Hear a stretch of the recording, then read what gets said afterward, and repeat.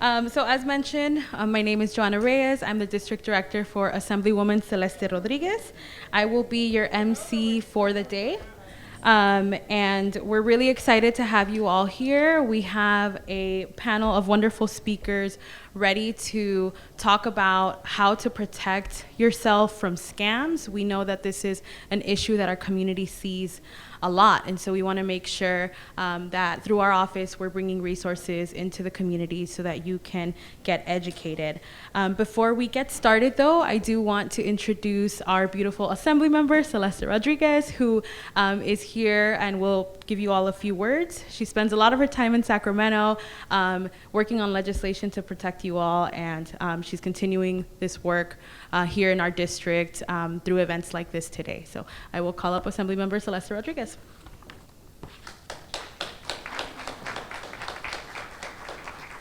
Hi, everyone. I know it's rainy today. I'm loving your coats that I've seen. My name is Celeste Rodriguez. I am so happy to be with you today. Thank you for coming out and participating. We wanted to make sure that we're addressing the needs of the district. And as your state representative, I go to Sacramento every week during the year to go work on laws for the state of California, but specifically to uplift Assembly District 43 here in the Northeast San Fernando Valley, where I'm so proud to be from.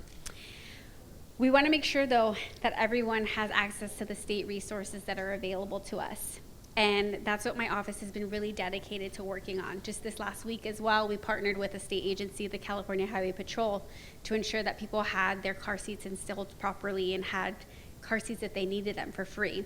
Today we're here with resources for you because that's our mission, is to bring resources directly to you. So I want to just start with a couple of thank yous for who's joined us today. We have the Contractor State License Board, the California Privacy Protection Agency, the Department of Financial Protection and Innovation, the Bureau of Household Goods and Services. Thank you so much for coming to our community and sharing this valuable information with our district. I also want to recognize our wonderful partner, Robert Wynn. I don't know if he's still outside, but for helping us utilize this space today and for always bringing such great community resources here directly to you. Lastly, I want to thank the partners in the back who I hope you all take a moment to get connected with. We have Ultimed, who provides health services and senior services, Metro, who can let you know more about the free resources that they have for public transportation, the North Valley YMCA, who has some food for you today, some fresh fruit if you'd like to take some, and salad, and LADWP, who also have programs that can support you. Thank you all so much for being here today. We really appreciate you coming to support. Can you join me in giving a round of applause to all of our partners that are here today?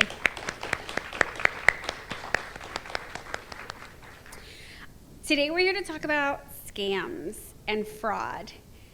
I know that my mother was a victim of fraud and a scam. I know that someone called her, they claimed to know our family member. There's this really interesting version of scams where people pretend your family's in danger or stuck at the airport, and it all happened in Spanish, and she wouldn't give me details after it happened because I think she was really embarrassed that she was taken advantage of. And so I want to tell you today that I don't want you to be embarrassed. This is happening too much, and that's why we're here today, to put a stop to it. We're going to hear about resources to protect ourselves. We also want to make sure things are reported, and if there's any ideas for legislation or laws or different ways to protect you, our seniors, it's just so critical that we make sure that no one ever takes a dime from you and never takes advantage of you. And that's what we want to talk about today. So I want to just thank you again so much for coming. If you know someone who would take value from any information or resources you get, please pass it along to someone that you know. Our office, Assembly District 43, you're going to have Joanna be your MC for the day. We have Marisol, and we have Nayeli, who is our coordinator for this entire event, who are always around to be a resource to you, whether it's about this subject or anything else you might be facing. Even if it's something to do with the city or the federal level, we want to help make a connection for you because that's what our whole job is. So please get connected. Grab one of their cards before you leave so you have our phone number and information. Make sure you get information from the back and stay till the end because we have a raffle. And I also at the end would love if you could share with our office what else you want to hear about.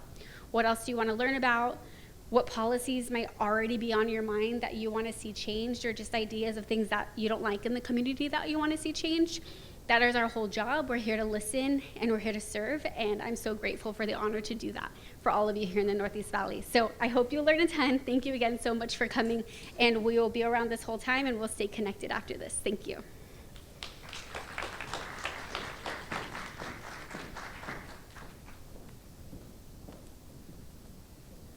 Thank you, Assemblywoman. So we will just jump right into it. I would like to introduce Kira Hall from the Contractor State License Board to begin the seminar. And Kira, you will cue me when you need me to move the slide. Thank you.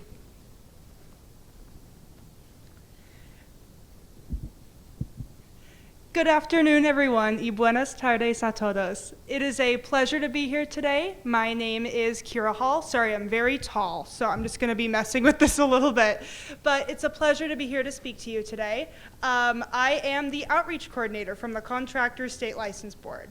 And many of you are like, okay, what is that and who are you and what are you going to talk about? So I'm going to be teaching you all today helpful tips to know about how to avoid construction fraud, how to have trust that you're hiring a contractor that's going to do right by you, abide by the laws. I'm going to talk about what those laws are. I know many of you are like, okay, that's great, but I'm here to learn about phone scams, right? Make sure I secure my bank information, and you're going to get all that. But it's the scams that a lot of people don't always think exist or know about. It's the things that you don't realize you need to know until you know it. That's what I'm going to cover today. And I want to give a huge thank you again to Assemblymember Rodriguez's office, to all her staff. It's been a pleasure to work with you all, and to the Senior Center, to anyone who's helped play a part in putting this event together. So let's get started. So for those of you who aren't familiar, with the show of hands, how many of you have heard of the Contractors Board before? Right? Okay, great. So several of you. So we are essentially the regulator of the construction industry. We are the government agency that regulates the construction industry through licensing contractors. And by doing so, we can also protect consumers. So we were originally established in 1929. So we've been around the block a bit, and we were established as a consumer protection agency. So that is a little bit about who we are and what we do. We kind of have that dual purpose. All right, and again, this is our Senior Scam Stopper presentation.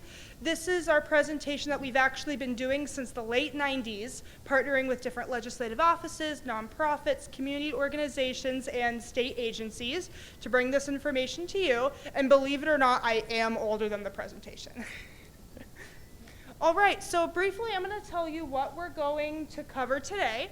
So we're going to be talking a bit about why are seniors targeted in construction scams and in scams in general, right? What about this population is leading to this? And I'm going to go over some scam tactics and what you should know before you hire a contractor. And I'm also going to give you some tips on specific types of construction jobs, what to know about them, why we see so many scams happen when it comes to these examples. I'm going to show you how to check a license, which is a fantastic resource on our website. And I'm also going to give you information on how to file a complaint against a contractor or report a scam if you experience one.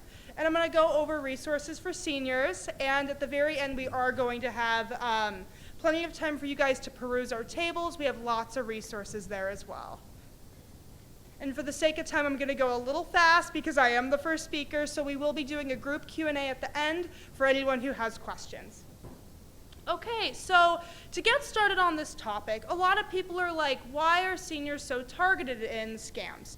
And a few of the major reasons for this is that when it comes to scams, seniors are more likely to trust people, smile, shake a hand, give someone the time of day, and you also may be a population that, right, you might spend a lot of time alone. You might live alone, and scammers know that. They take advantage of that. Okay. Thank you. And they also, oh, that's fantastic, thank you. But they also have an awareness that you might have retirement, nest eggs, accrued wealth, Social Security. So there's a lot of different reasons that they target seniors, and we want you to be informed and prepared. And also, when it comes to scams, people might, you hear these crazy stories about people being scammed out of like hundreds of thousands of dollars. And it's intimidating, it's scary. And people don't always realize that scams can be in any amount of money. So don't think a scammer isn't gonna go the extra mile, even if it's over a very small amount. Because the unfortunate truth is they absolutely will. They start there. They use that as an opportunity to build rapport with you, build your trust, and if they determine that they can get any amount of money, they're not going to stop there. All right, and I know this sounds silly, we hear this all the time as kids, right, as we grow up, but in general, do not answer your door to strangers. If there's someone at your door or on your property that you're not expecting, that isn't invited to be there, it's okay to have boundaries and say no. I love the concept of no can be a complete sentence, right? Because we see a lot of construction scams, particularly those high-pressure sales tactics like with solar. How many of you have solar salesmen at your door? Yeah, so this is something a lot of people in California experience, especially in SoCal with a lot of sun. So it's something to be mindful of. It's okay to say no. You're not a bad person for saying no, because if it's a service you genuinely want, you'll take the time to review it on your own and pick the right choice through research. We don't want you to feel pressure to sign something before you're ready. And also, so it's best to avoid making cash payments. And the reason for this is it makes it a lot easier for scammers to take your money via cash, and it makes it a lot harder for the money to be traced and given back to the victim. Especially like, let's take a quick moment to think about this. If a legitimate company, a construction company, a business, can't take payment, they can't accept a check, they can't run a card. That doesn't make a lot of sense when you think about it, right? If they can only take cash. So be mindful of that because it can be a red flag of a scam.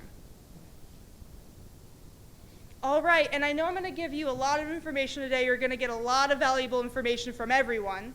But if there's anything you take from my presentation, I want it to be what's on this slide. And the reason for that is it's so valuable to you as consumers. So when it comes to, okay, you've scared me into scams, right, into avoiding these things, what do I need to know if I need to hire a contractor? So projects priced at $1,000 or more require that the contractor have a license through us. So for those of you who might hire handymen or people who do smaller jobs that don't require permits or employees, below $1,000, that can legally be without a license. You can hire, anyone who can do that service. Over that amount or at that amount, they need to have a license to do that specific type of work. Talk about that a little more at the end. And get a sales pitch in writing, get your contract really clearly in writing, because a really good verbal sales pitch, a handshake, gives you no legal protection.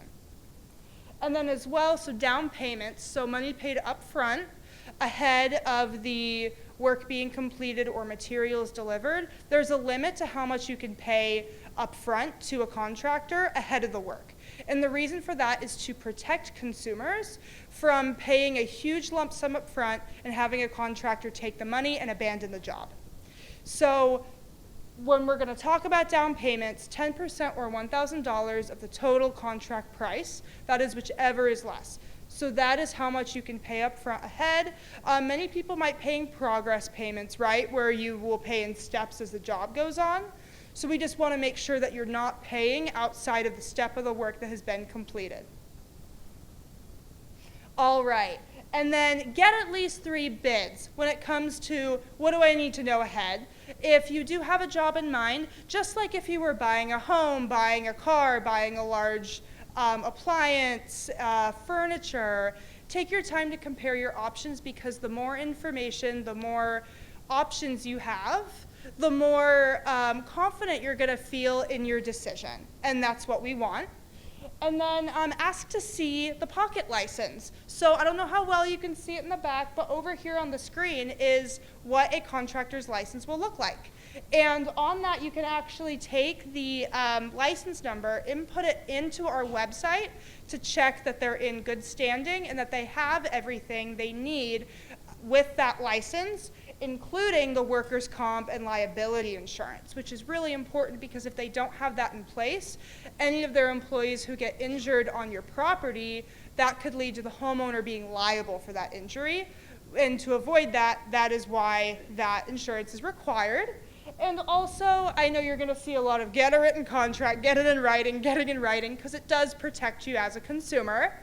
And then don't let payments get ahead of the work or pay for anything that's not up to your standards. So if you're being asked to pay ahead of the work completed, or it's getting done but not in the way you expected, talk to your contractor first before making any more payments. All right, and we are going to take questions at the end once everyone's spoken, for the sake of time. Thank you. And again, the down payment limit, so 10% or $1,000 of the total contract price, whichever is less. And then, so keep all your project documents together. It really, as annoying as it is to keep track of all your documentation, it's very valuable to you should you need it if you ever need to file a complaint. And all consumers, so you do have 4 years from the date of the construction to file a complaint. So you do have that time, and anyone 65 and older does have a 5-day right to cancel a contract. And anyone below 65 has 3 days. All right, and I'm very briefly going to go over this. I know this might not be relevant to everyone in every community, but we talk about ADUs for a reason because of its relevance to seniors. So ADUs, for those of you who might not be familiar, are accessory dwelling units. These can be attached structures built onto someone's home or detached on someone's property.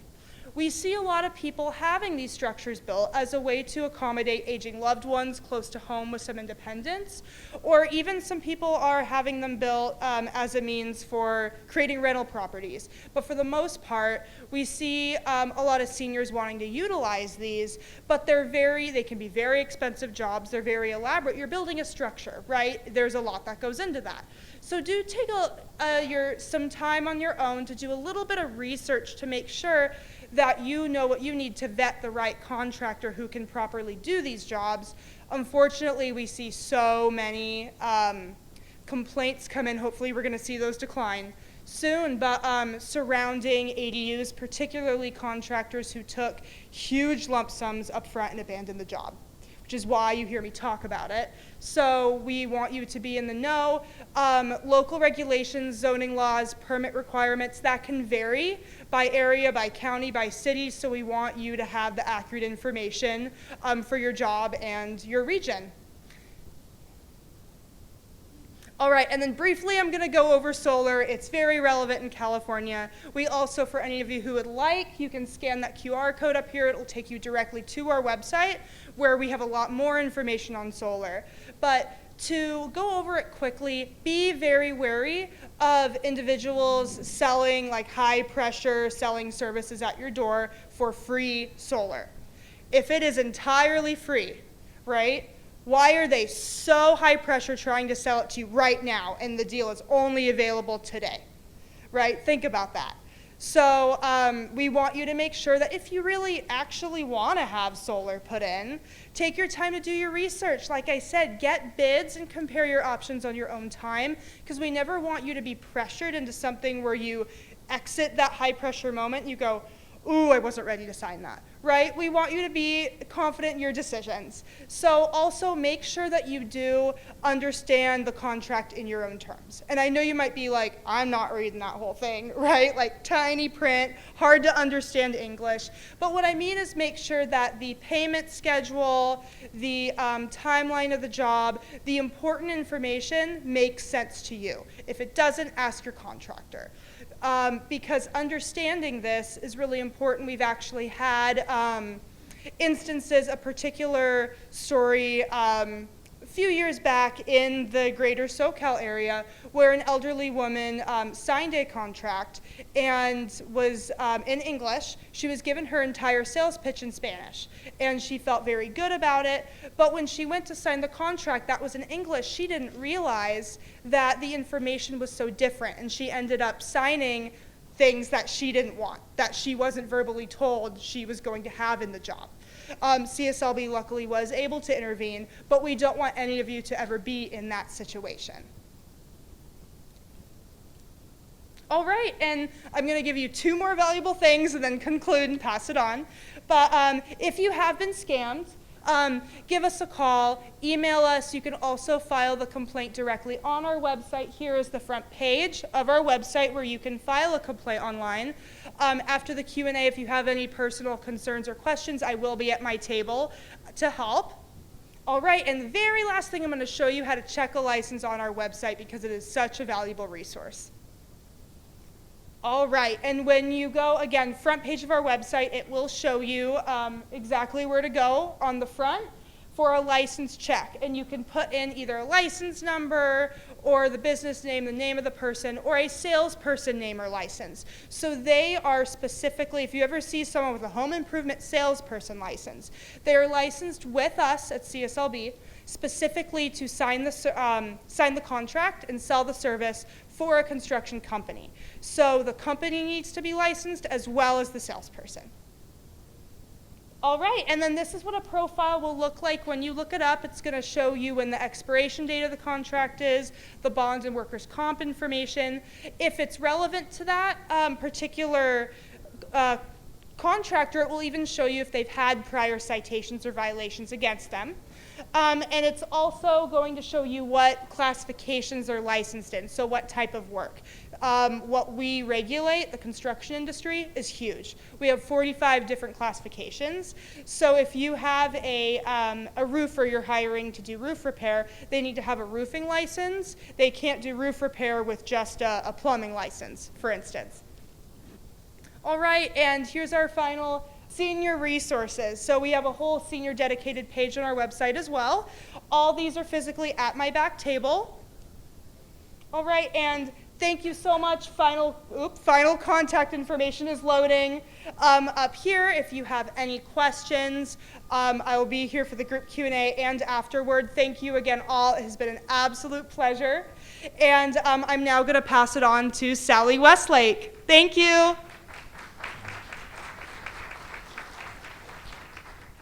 According to the FBI's Internet Crime Report, Americans over the age of 60 lost $4.8 billion to fraud in 2024. Do I have your attention? Well, thank you all for joining us today, and I'd like to thank the Assembly member and her office and this great center for hosting this fantastic Senior Scam Stopper event. So, my topic. What can you do to protect yourself from fraud, from financial frauds and scams, so that you don't become the next victim of fraud?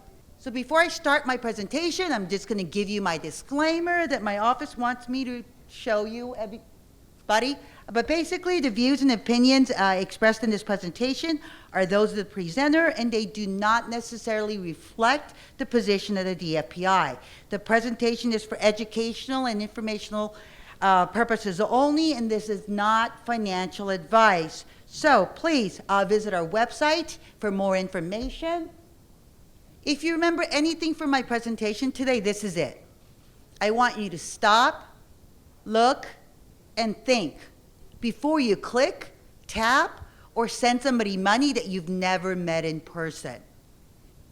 So this is who we are. We are State of California's Department of Financial Protection and Innovation. And this is fantastic. Just so you know, that the handout that they provided from the front desk has a copy of all of our PowerPoint slides in case you can't see what's up on the screen here. So, Department of Financial Protection Innovation, or DFPI for short. We are a state agency. We used to be called Department of Business Oversight. We are a consumer protection agency, and we are what you can call California's financial regulator. We regulate, license, and oversee financial institutions, products, and professionals. We conduct exams to ensure federal and state compliance, we pursue legal actions, and we investigate consumer complaints that come from you, and we educate consumers. Our goal is to educate our Californians so that you can make the best financial decision that is right for you.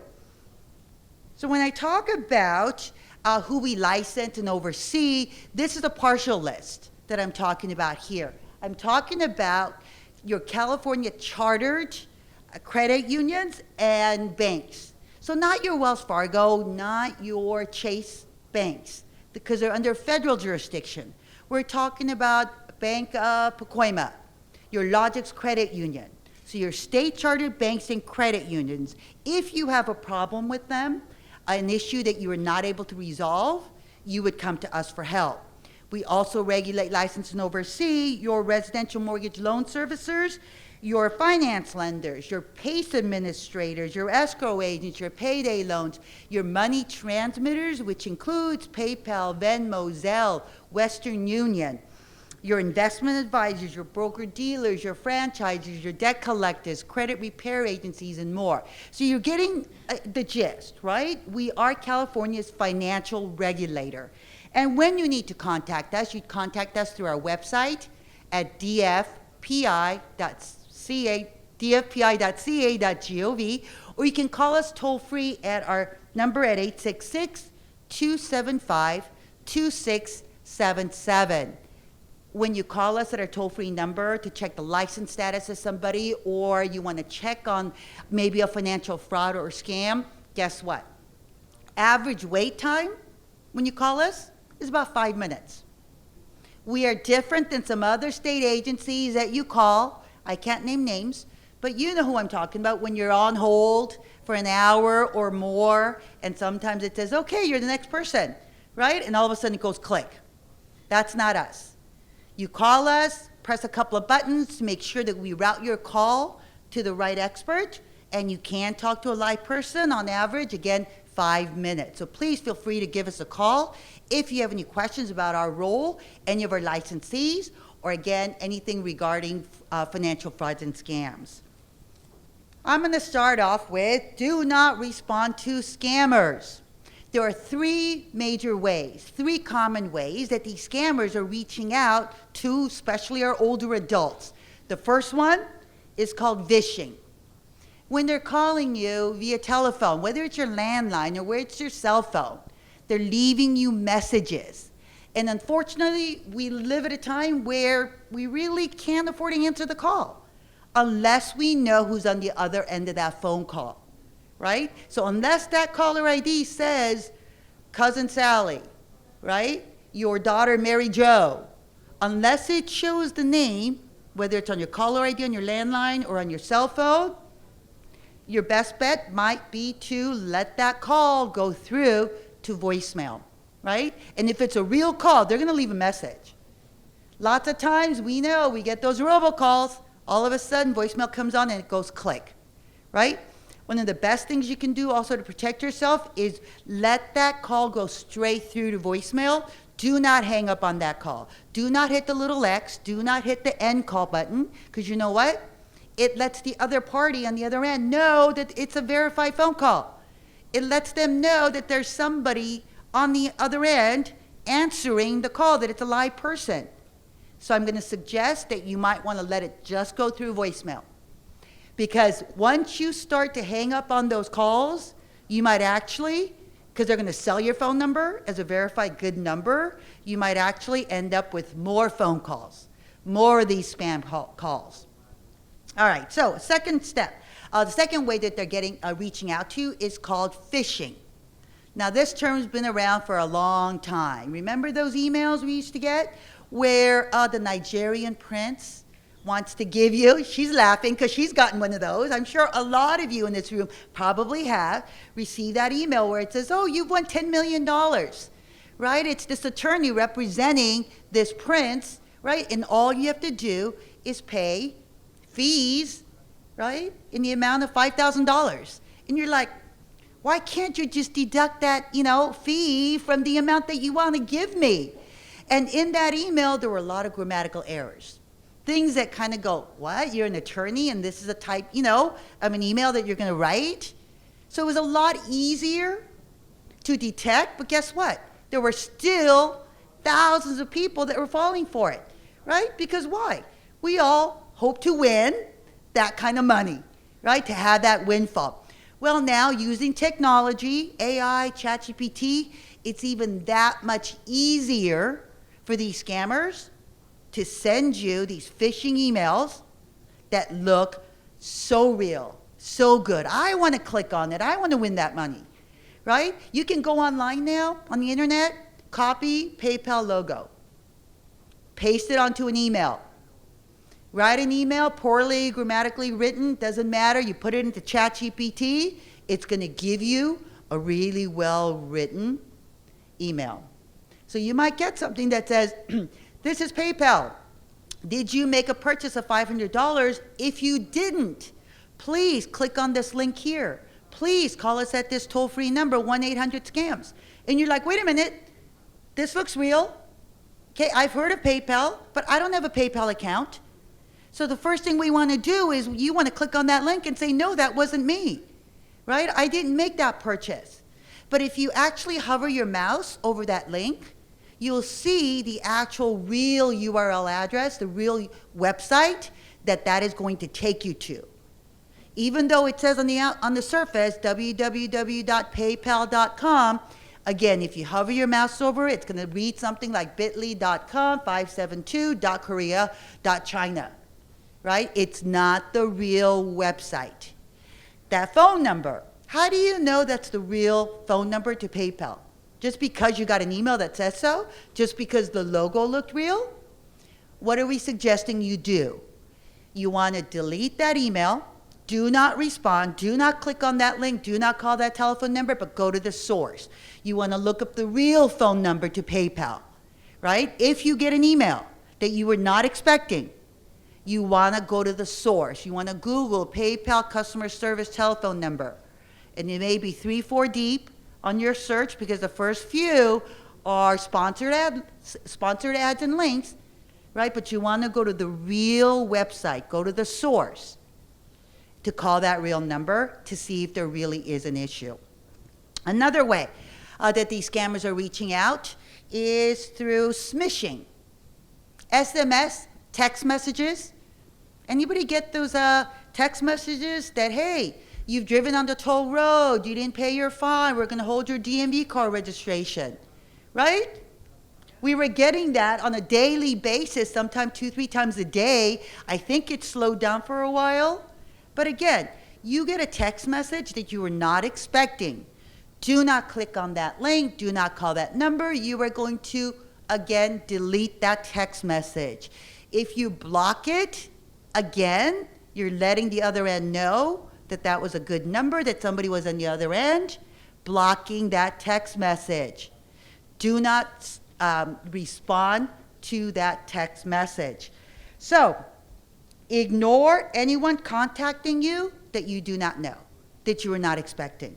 Do not engage. If you ever happen to get stuck on a call, let's say, with somebody that you were not expecting, an unsolicited caller, just say no and hang up that call. You are not obligated to stay on that call. You have every right to just say no and hang up. Because the longer you stay on the call with these scammers, it's just a matter of time before you share some of your personal information with these scammers. You have to know these scammers are very good at what they do. It is their full-time job to get you to send them money and to get you to share your personal identifying information. So again, do not send money to someone you've never met in person. So, a lot of different kinds of scams. This is again a partial list. Big category I want to say is called imposter scams, because basically these scammers are trying to be somebody that they're not. Whether it's through a grandparent scam, whether it's a government imposter, right? Whether it's an investment scam, tech support scam. Again, these scammers want your money. So I'm going to talk about a couple of different scams real briefly here. The first one would be the grandparent relative scam. You get a call, okay, that says, Grandma, it's me. And you're like, Tommy, is that you? You're like, yeah, Grandma, it's me. Oh, please don't tell Mom and Dad. I'm going to be in so much trouble. I went to Mexico to go surfing. Got in a fight. I'm in jail, and I need your help, Grandma, please. He passes off the phone to a, quote, officer. Now, where did they get this information? Because they were doing something called social engineering. They were on your information, on your accounts through maybe Facebook, right? And they see pictures of you posting about your favorite grandson, Tommy. They go to Tommy's account and they see how he loves to surf in Mexico. So this is targeted social engineering. So when you get that call, it is not random, right? And then they need money for bail. And you're like, this is my favorite grandson. What can I do? Can I give you my credit card number? Do you want me to go to the bank? What can I do? Make sure my favorite grandson does not end up in jail overnight. What do you want to do? You want to think about consider creating a family-safe phrase. Family-safe word or phrase, the longer the better. It can't be something that I can find on the internet. No public information, something that if I Google your name, street address, shows up, or maybe on your Facebook account. Can't be where you go to your family vacation spot. So it's got to be something random. The best coat I saw on Friday was the green, half coat, pea coat. Something totally random that you are going to create, and then you have to share it. It doesn't do any good if you don't share it with your family members. So basically, you want to share it with everybody who basically has a phone. So that if you ever get that call, Grandma, I'm in jail, right? Or Mom, I've been kidnapped. You can say, Officer, or Tommy, remember we created the family safe word? What is it? Do you remember what it is? They should be able to tell you because you shared it with them. Just one other way for you to confirm and verify if there really could be an issue, right? So what are you going to do? You're going to stop, call every family member. First, starting off with Tommy, and then every other family member you could think of. Again, create a family-safe phrase. So we're going to look at government and business imposter scams. Whether it's the IRS, Social Security Administration, Medicare, you might get that call, that caller ID that says the IRS. Guess what? Using technology and something called spoofing, these scammers can make any phone number look like it's coming from any number that they want to read. So you can't trust your caller ID when it says the IRS, when it says Social Security Administration, or Medicare, or maybe even your bank. You can't trust that voicemail message that's left that says, Mrs. Jones, this is Mr. Smith from the IRS. You didn't pay your tax return last year. You owe $2,500. And if you do not call me back today at 1-800-SCAMS and make the payment over the phone, we are going to go ahead and issue a warrant for your arrest. Guess what? Government agencies do not call you out of the blue. It's hard to get them to call you when you ask them to call you, when you ask to be returned the call, right? So they don't have time to be calling you. They are sending you things in writing. They definitely do not threaten you. They do not take payment over the phone. So when you hear gift card, Western Union, cryptocurrency, right? Red alert, flags going up that says, wait a minute, government agencies do not take payment, just like that. Again, you want to verify and go to the source. You think you have an issue with the IRS? Google IRS customer service number.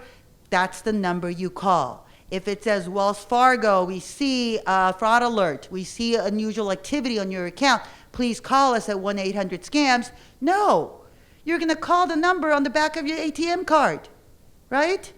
Call that number. Or better yet, drive yourself down to Wells Fargo and say, I got a message that there's something wrong with my account. Is this real? Is there really is an issue? That's what you want to do, is by verifying, going to the source to confirm if there really could be an issue.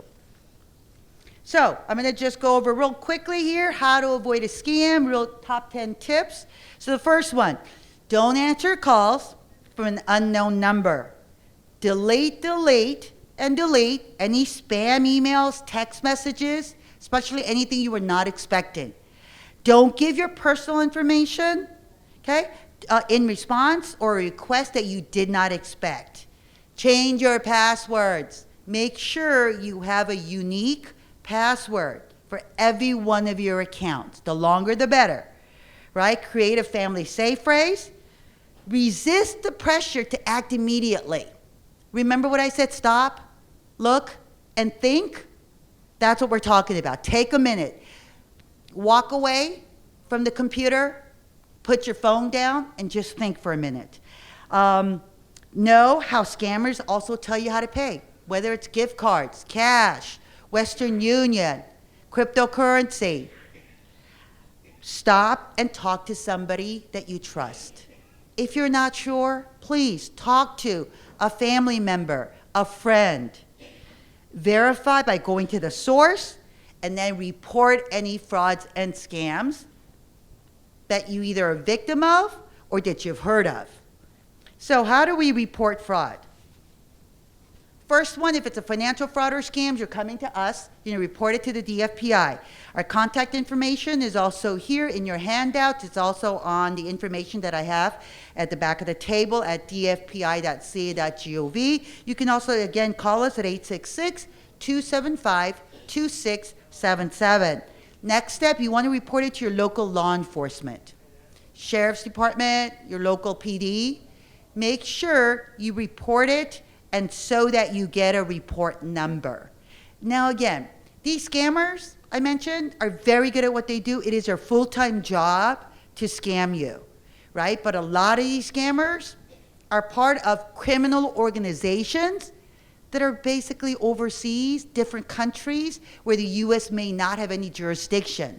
So some of these scams, the police department might say, hey, there's nobody for us to go after. There's nobody for us to investigate at this time. Doesn't matter. I want you to make a report, get the report number, because then you're going to report it to the FTC, the Federal Trade Commission. Then you're also going to report it to the FBI's Internet Crime Report. Be honest with you, when you report to the FTC and the FBI, you are not going to hear a response right away, because all they're doing is gathering data about your fraud and your case, so that if they can make a case, if they find somebody to go after, that's when you may be contacted. So if you or someone you know 60 plus has been a victim of fraud, they can call the National Elder Fraud Hotline. This is a fantastic resource to have. Why? We may all know somebody that may not be tech savvy. They don't know where to go to get help. They may not be able to go on the computer and be able to report fraud to the FTC or the FBI. They may just need somebody to talk to. This is where they can get started. They can actually help report the fraud to you. They can make a claim against through the Adult Protective Services. Just kind of help you walk through that process. On average, only 1 out of 4 Americans actually report fraud. And it could be one of the reasons is they might be embarrassed, just like the assembly member mentioned, right? We don't want our children, we don't want our friends to know that, hey, that we were a victim of fraud. So if they need to talk to somebody outside of our family circle, they can call the National Elder Fraud Hotline. So here again is more contact information. We also have a monthly newsletter called the Consumer Connection, and you can go on our website, sign up for our monthly newsletter. Once a month, we're going to send you notification about what's going on in the financial services industry, along with all the other events that we're participating at and any other resource information that we can provide. And I'm going to go ahead and just wrap it up here with stop, look, and think before you click, tap, or send somebody money that you've never met in person. Thank you again so much for your time today. Up next, I'm going to go ahead and turn it over to Alana.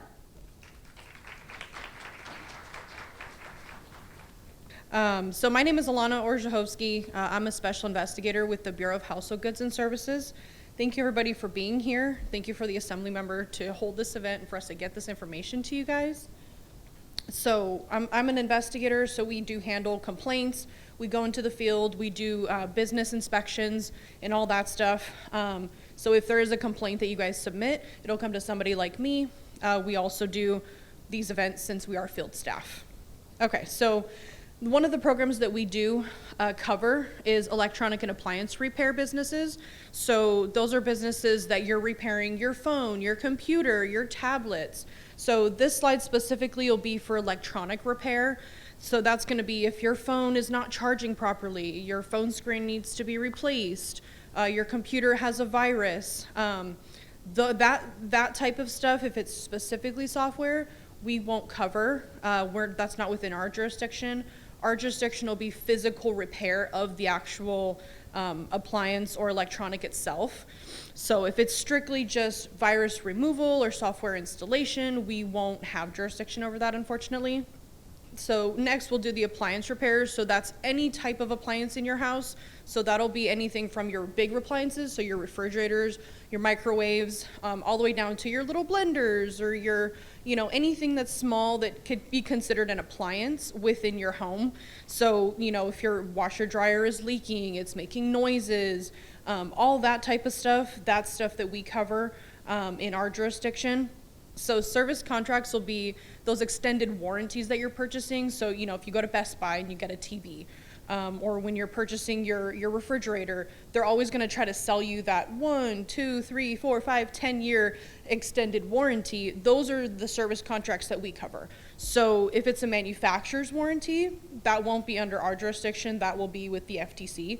But if it's this extra service contract that you're purchasing for a specific amount of time, that's going to be under our jurisdiction. So the service contracts, basically those will be typically for a specific amount of time. And what you're going to want to do before you purchase those, you have a right to look at those terms and conditions before you purchase that. So there may be, businesses that say, oh, we don't have a copy on hand. That is a violation on their end. They are supposed to have copies that are available to you to look at, read, and approve before you purchase them. But what you should do, aside from just reading it, is know, what's covered, what's not covered. There's always going to be an exclusion section that you're going to want to know, hey, this is what I want it to cover, and this is what it's saying it doesn't cover, so it's not worth it for me to purchase this. So you want to know their liability limits, because those companies, as you know, they're going to want to cut and dime every little piece they can and limit their exposure to what they have to pay out at the end of the day, right? So you do have the right to cancel that within 30 days and get that full refund. Within 60 days, you'll get a prorated refund for that amount. So the next slide should say know your rights. So that'll be when you're getting any sort of bids for these jobs for repairs. You're going to want to get a written estimate. Just as Kara was saying, you're going to hear a lot of get an estimate, get a written estimate, everything in writing. All of these businesses should be providing everything written for you to look at in your hand before you sign or agree to use their services, before you pay for anything, before they're working on anything. That is something that's very big because, again, as everybody else has been saying, there's just no legal protection when you shake hands with someone and say, okay, perfect. When you want to submit a complaint, unfortunately, there's nothing we can see on our end that says, hey, there is actually an agreement they made. These were the terms and conditions. This was the amount that they agreed upon. It just makes it a lot harder on our end to help you when there's nothing that we can see that you guys both agreed to. So I'm going to move on to household movers now. So we also cover household moving companies. So household moving companies, if you've ever moved and used a mover, they're extremely expensive. So another thing, get a contract.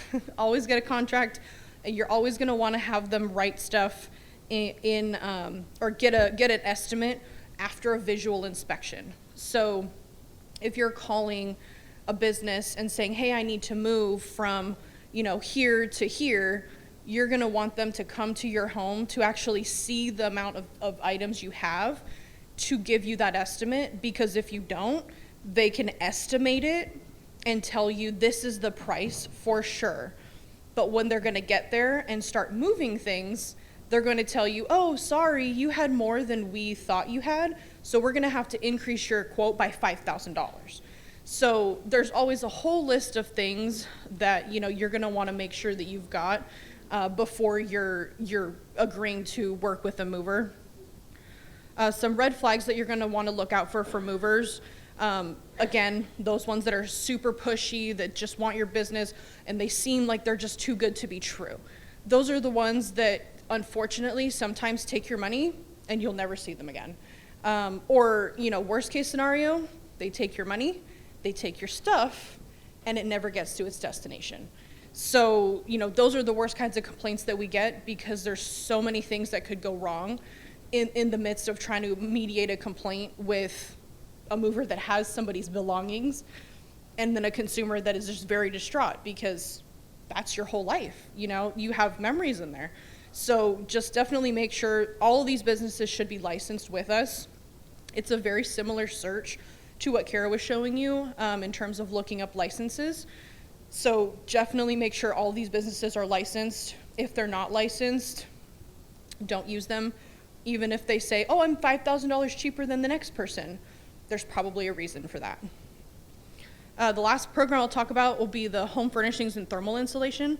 So that's going to be where we're covering manufacturers, retailers, for mattresses, furniture, anything that's upholstered furniture that's used within a home, personal residence, stuff like that.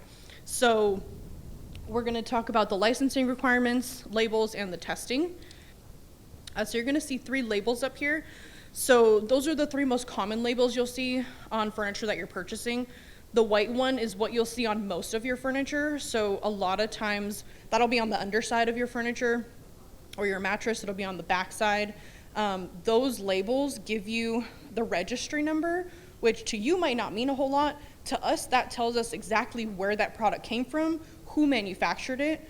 So if there is an issue with that product specifically, whether it be safety or a retail issue, we know who actually manufactured that product.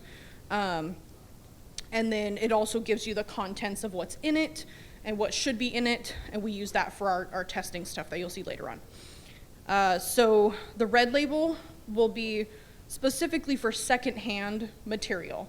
So those you'll see mostly on mattresses. When you'll get a rebuilt mattress or a used mattress, they are allowed to use a used mattress. What they do is they have to sanitize it, which is what the yellow label is. That tells you it's been sanitized. The red label will tell you that it's secondhand, that they've basically taken out a lot of the material, but reused, the framing and certain aspects of it. But those 2 labels there for mattresses will tell you that those are rebuilt or used secondhand things. So you'll see 2 more labels here. So the gray label, that's the label you'll see on a mattress. That gives a lot of information about the model number, the prototype ID, when it was manufactured. The white label will show you, that'll be on a lot of your upholstered furniture. That will tell you for the flammability standard whether or not there is flame retardant chemicals sprayed on there, which at this point should always be checked no.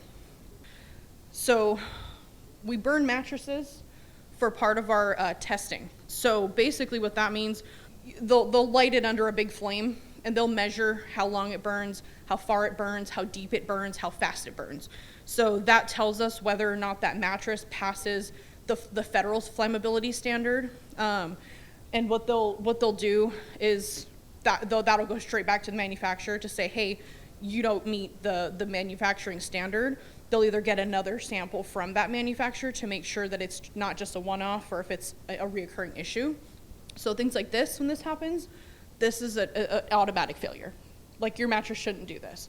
So this is all just basically, in the realm of, as long as this happens, or if your mattress were to catch fire for any reason, whether it be a cigarette or an electrical fire from your phone charging, it gives you guys enough time, or anybody, to get out of the house. Like, that your furniture's not just gonna burn up in 30 seconds or 60 seconds, catch your carpet on fire, catch your drapes on fire, and you guys don't even have time to get out of the house. So that's what the federal and state standards are for. So the most important for you guys, filing a complaint. So we have multiple ways you can file a complaint. You can either do it online, click on there, click file a complaint. It takes you straight to the website where you can fill out all the information, type up whatever you need to type up, and it goes straight to our units that disperse the complaints. You can also send in a form if you really want to do that, or you could call. So if you want to call or email, if you call, what they'll do is they'll just take it verbally over the phone. It'll be on a little bit of a different form, but it'll capture all the same information, and that'll get straight to, you know, the units that disperse the complaints.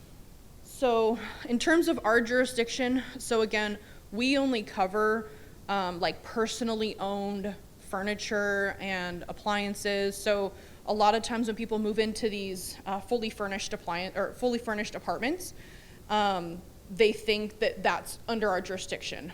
Unfortunately, if there's a problem with your fridge and you call a repair company out to repair that, and there's an issue with the repair, that's going to be technically a commercially owned refrigerator because that's owned and used by the apartment complex in, you know, a number of different leases and different apartments and stuff like that. So it's not something you've personally purchased, so that wouldn't be covered under our jurisdiction.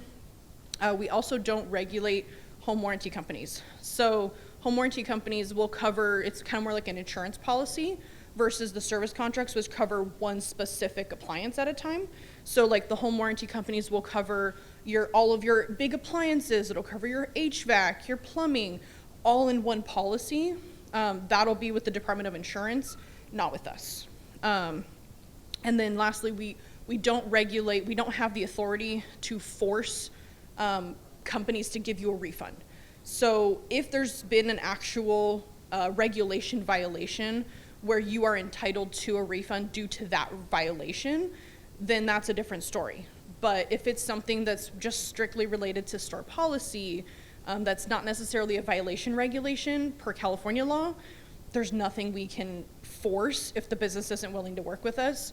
That's going to be something that you'll have to do, unfortunately, just through civil court. So just as a summary, all three of these programs, all these businesses that we regulate should be licensed with us. Everything you should be getting is in writing. Don't ever handshake anything and think that it's going to be okay. I'm not saying there aren't good companies out there that do handshakes, but just as a protection for you guys, always get that stuff in writing as much as possible. And finally, contact information.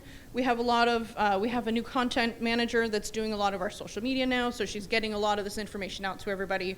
You can either scan the code here, there's a scan code in the back. There's also flyers on the back table that will be there. So if you guys have any questions, we'll do that in a second.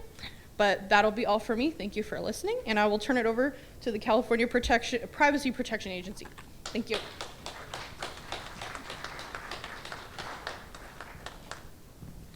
All right.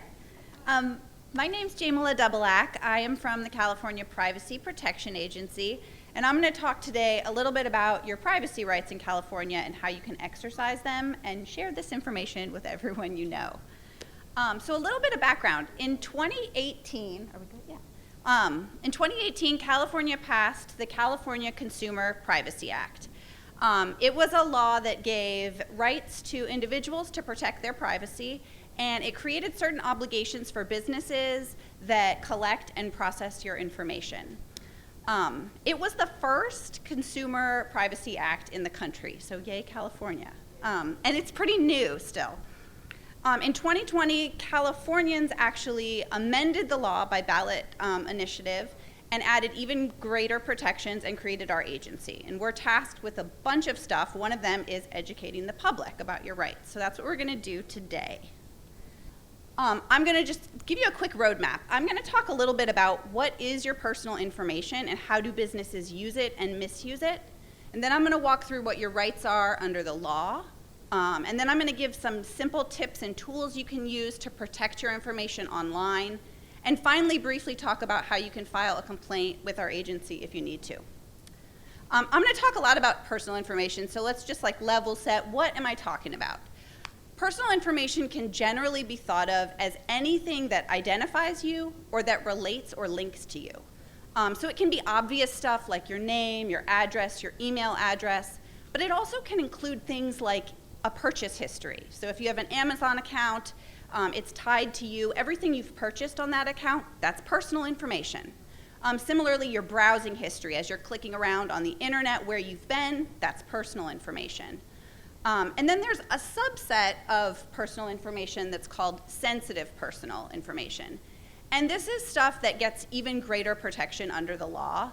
It's the kind of stuff that you'd think of as really private, that if it got out could create real significant harms. So that category includes things like your social security number, it includes your health information, your financial information. It even includes things like your location, because if you think where you go really reveals a lot about who you are as a person.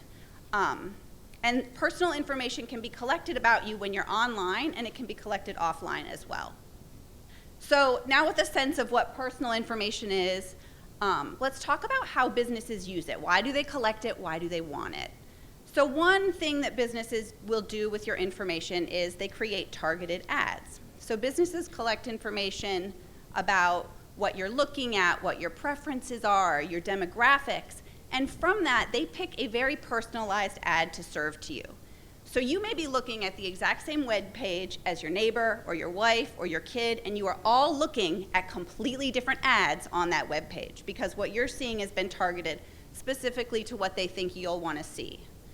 A second way that businesses will use your personal information is to track your purchasing history to provide you with other alternatives. So for example, if a business notices that maybe you bought a bunch of diapers and maybe some toys, they're going to take that information and predict that they think you're having a baby. And then they're going to start to serve you up new products to buy that they think a new parent would like. And then finally, the reality is a lot of businesses just take your personal information to sell it to other businesses. So businesses make money off of your personal information. It's really valuable for all the advertising and marketing that I talked about, so businesses frequently resell your information to other places. And that can lead to how your information gets misused. So businesses will frequently sell your information to data brokers, and that's a legal transaction. But data brokers are big companies that collect information from multiple sources and they combine it all. And when they combine it, they create really detailed profiles about who you are. And then they make that information available for sale to anyone. And the anyone can include criminals. So data brokers can sell to anyone, which can include criminals. They can sell profiles. They also sell lists. So for example, a common list that a data broker might sell is a list of older Californians. So criminals, if they want, can get a pre-made handy list of people to target, which is unfortunate. But right now, that's what data brokers are allowed to do. Additionally, the volume of information that someone can receive from a data broker can include your contact information. It can include who your connections are, information about you. That level of information allows a criminal to create a fake identity. And it can oftentimes be a fake identity of someone who may be a trusted contact. So it could be a fake identity of a relative or a doctor that they can see you're affiliated with, or a government agency that you have regular contact with. And when they're able to create that fake identity, you can see maybe where I'm going. We've heard a lot about these phishing scams today. That allows them, with the contact information they have, to do very targeted phishing phone scams that sound very real because they have they've drawn from information that they have. So getting a phone call that says, "Grandma, I need help," comes from their ability to have that whole world of information that they've gotten from a data broker. And so that's how your information can get misused, which is why you can see that it's really important to protect your privacy and protect your personal information. So I'm going to talk a little bit about how you can do that. I'm going to talk about our law and your rights that you have, and then some tools that you can use, and then I'll finally talk a little bit about how you can file a complaint. So you have a lot of rights to protect your personal information, and businesses that have to comply with the California Consumer Privacy Act have to honor those rights. And so it's the easiest way to remember your rights under the CCPA is the word LOCKED. So that acronym we'll kind of walk through. The L in LOCKED stands for limit. So you have the right, if you remember I mentioned sensitive personal information and how it has some additional protections under the law, this is where that comes into play. You have the right to limit how a business uses and discloses your sensitive personal information. So you can tell a business that they can use it only for one specific purpose that you authorize or a service you want from them, and otherwise they're not allowed to reuse it for anything else or sell it to anyone else. The O in locked stands for your right to opt out. So we talked a lot about how businesses resell your information and data brokers sell your information. The O is a right to opt out of the sale and sharing of your personal information. And if you exercise that right, a business can no longer sell or share your information, and they have to continue not to do so unless you opt back in. The C in locked is your right to correct. So you can reach out to a business and correct any inaccurate information they may be holding about you. And when you make that request, they're required to comply and correct the information. The K is your right to know. So you have a right to know all of the information that a business is holding about you.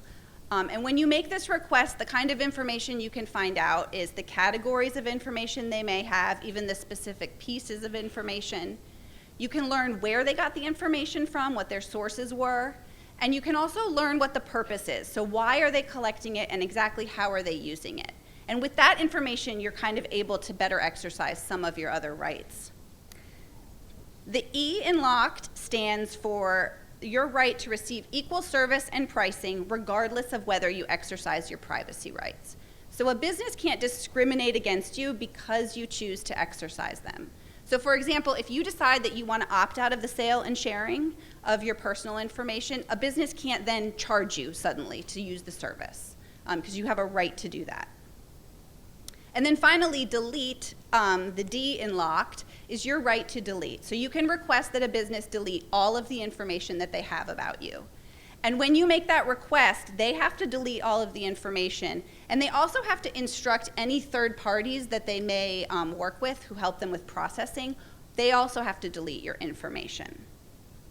So that's a summary of your rights under the CCPA. The word locked is a great way to remember them. And so what I'm going to talk about next is how can you exercise those rights? When you're online, what are some tips and some tools that you can use to make these rights a little bit easier? If you don't have slides, grab them on the way out because that'll have our website, which is privacy.ca.gov. I'm going to go through some of these tools pretty quickly and kind of give a high-level sense of what they are. But on our website in the privacy tips area, there's detailed about what each of these tools does and how you can actually activate and turn them on when you're online. So I encourage you to go to the website, poke around, and see what's there. So first we'll talk a little bit about limiting website tracking. So the first thing that you can do is you can configure your browser's privacy settings. So when you're on your web browser, there's a settings page, and in there's a couple of things you can do. You can delete your browsing history. So I mentioned that browsing history is something that businesses collect, that it's personal information. You can delete it. You can also delete cookies, and those are little pieces of software that websites will leave on your browser that help them track what you're doing online. You can delete all of your cookies. So that's just a couple of examples of things you can do there in your settings to help protect your privacy. The second thing that you should look for when you're online is when you visit a website, you may see a little link or a pop-up banner that says, "Do not sell or share my information." If you click on that, you'll usually see a little toggle button that you can turn on. When you turn that on, that is you exercising your right to opt out of the sale and sharing. It lets the business know that you don't want them to sell and share your information. So I encourage you, when you see the link, when you see the pop-up banners, switch that one on. And then the final tool, which makes the opt-out even easier, is something called opt-out preference signals. And those are available in some web browsers. Again, you would find it in privacy settings. And when you turn that signal on in your browser, it will automatically send a request to every web page that you visit that you want to opt out of the sale and sharing. So instead of having to click on every link and click on every banner, that request is automatically being sent on the back end and letting every business know that you opt out. So those are a couple of little tools you can look for when you're online. There's also a few things you can do with your mobile device to limit how much personal information is shared. One is that your device has what's known as a mobile advertising ID, and that's a number that's identified with you that advertisers and apps use to track you and serve you ads when you're on your mobile device. You can reset that, and it kind of washes away all of the personal information that was previously collected. You can also always go in and adjust your app settings, your app permission settings. So you'll have a page with a ton of apps, and for example, they probably all want your location data, but not every app needs your location data to work. So I encourage you to turn things like that off, and it just shares a little less information with those apps. And then finally, some apps allow third-party trackers to collect information on you when you're using them. And there are some settings, I know at least in Apple products, that allow you to turn off those third-party trackers. So that's a couple of the tools. Again, I encourage you to get into detail on how to activate each of them to visit our website in the privacy tips area. And then there is one more really exciting tool that we're very excited about. It's going to come out in January. It's a new platform that will be on our website called the Delete, Request, and Opt-out Platform, or DROP. And what DROP is going to allow you to do, we talked a lot about data brokers, how they collect a lot of information and then they resell it.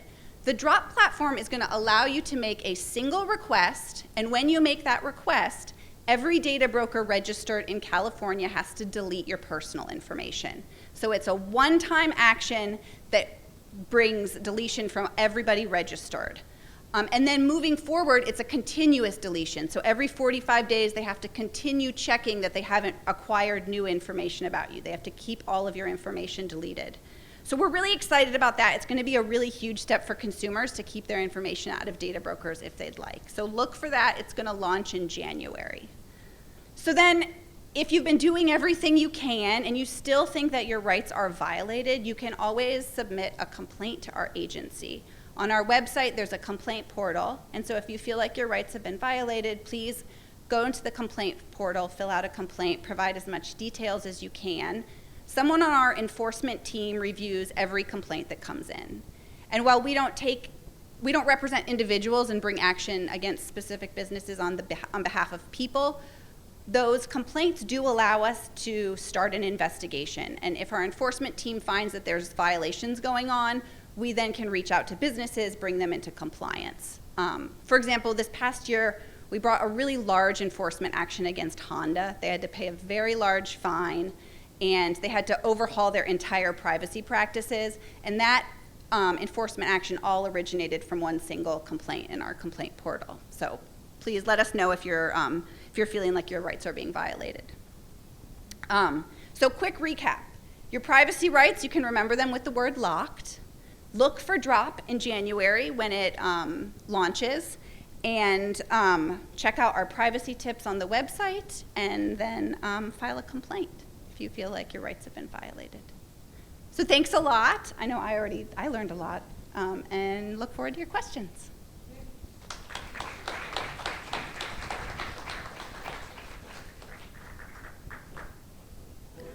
Does anybody have any questions?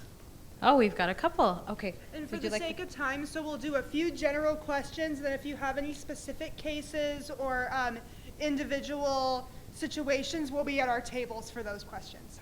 So, up front. One sec. Are you able to, if we don't have another mic, help shout the question back so everyone can hear that? Okay, okay.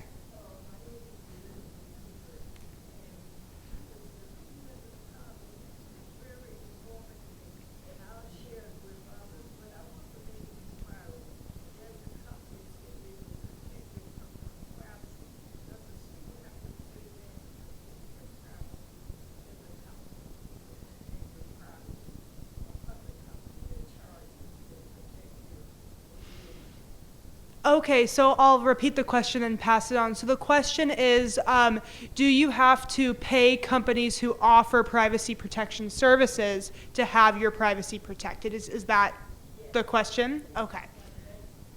Is that something you would know? I mean, I would say I would start first with all the tips that I mentioned. You don't have to. There are specialty companies that can go out and do all of that, the legwork that I mentioned for you. But I think there are the simple tips I mentioned that do a lot just to keep your information safe, and that I think should be sufficient.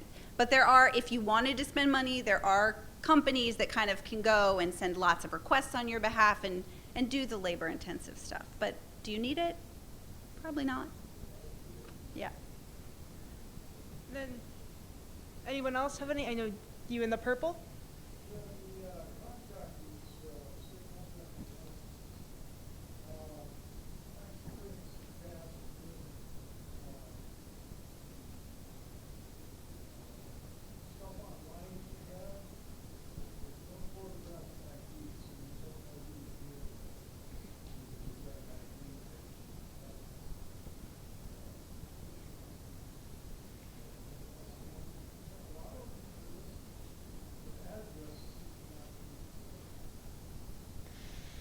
Understood. Yes, so it is a construction-related question. So it's two parts. So the first one is when you look up the contractor's license on our website, why doesn't it show a photo ID of the individual holding the license? And then, sorry, could you repeat the second part of that?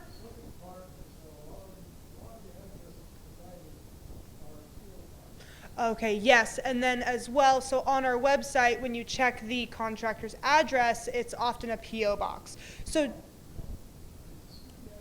mhm.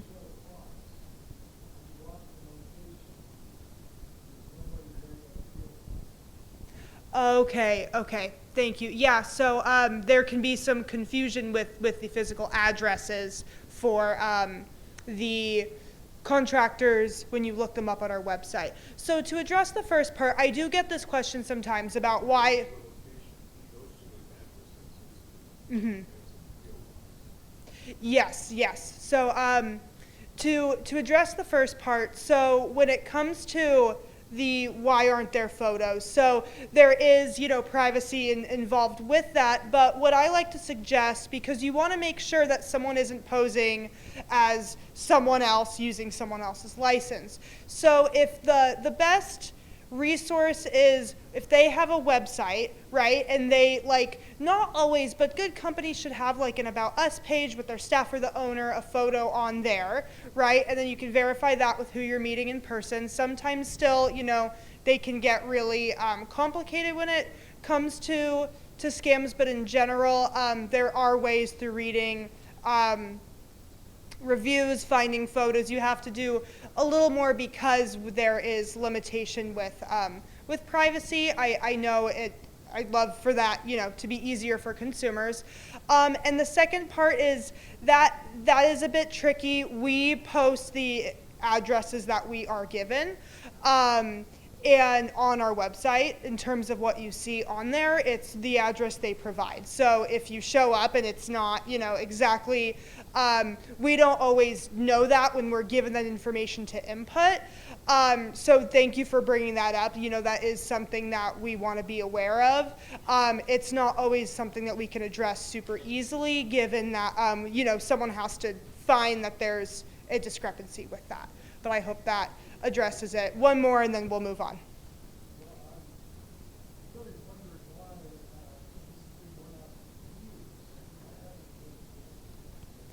Yeah, so so the question is, this has been going on for a long time, why hasn't it been corrected? So it is a complex issue that is far above what I'm able to address because I do community outreach. But in general, it's very difficult because we don't have the staff to go out and check all these addresses to verify and physically that they are on the website. But thank you, I do understand that there needs to be continued awareness brought to the issue. So yeah, one or two more questions. I will need to move on. You in the back.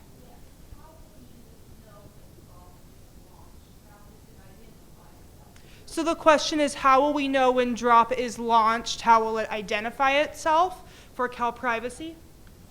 Yeah, so if you go to privacy.ca.gov after January, after January 1st, there will be, you'll see it'll have a whole own link that will say the DROP platform, and it kind of from that link. It'll probably, I'm guessing on our landing page or, will be a link, and that will take you off to the drop site. So you'll be able to access it through our main landing page.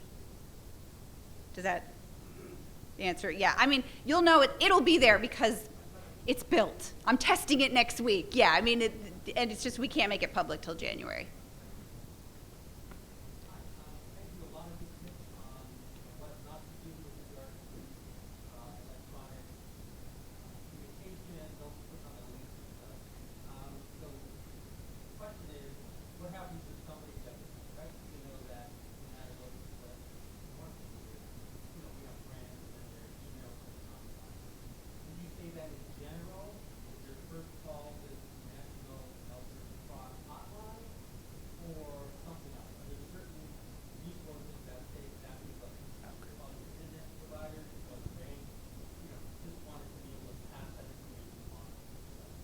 Yeah, thank you. So before I pass it to Sally, so the question is, if you do click on a link in like a phishing scam in an email, or you do run into an issue where you get involved in it, what are your best resources and steps to take next? That's a great question. Thank you so much. So it depends on which link, basically, unfortunately, that you clicked on. So let's say you clicked on a fake website and you ended up a fake Amazon website. It looks real, you're buying stuff, and you put in your credit card information before you realize, wait a minute, something just didn't look right. Well, the first thing you're gonna do is contact your, obviously your credit card bank, right? Whoever owns the credit card, or your bank. And then you're gonna wanna change passwords, okay? So there are different steps, and you can go through our website, look at some of the tips and resources. I also have that in the back. And then also go to the Federal Trade Commission's page, and they'll give you some tips and resources. But again, it is, where did you go and what did you do that was the worst, right? Whether it's contacting your bank first, or if you lost money, right? You wanna report it to law enforcement. Financial frauds and scams, you're coming to us. So again, if you don't know where to go, start with the National Elder Fraud Hotline number. Financial, come to us. If it is not one of our licensees, we will connect you to the right state agency that you can go to for help. And in general, so then giving the advice of calling that hotline first might not be a bad idea because they will handhold you through the process. Yes. Yes. Great, thank you. Sure. And then we'll take one more question, and then we'll be back at our tables. All right, is that it? All right, thank you. Thank you so much for coming out. On behalf of the Office of Assemblywoman Celeste Rodriguez, we really appreciate you being here. Thank you.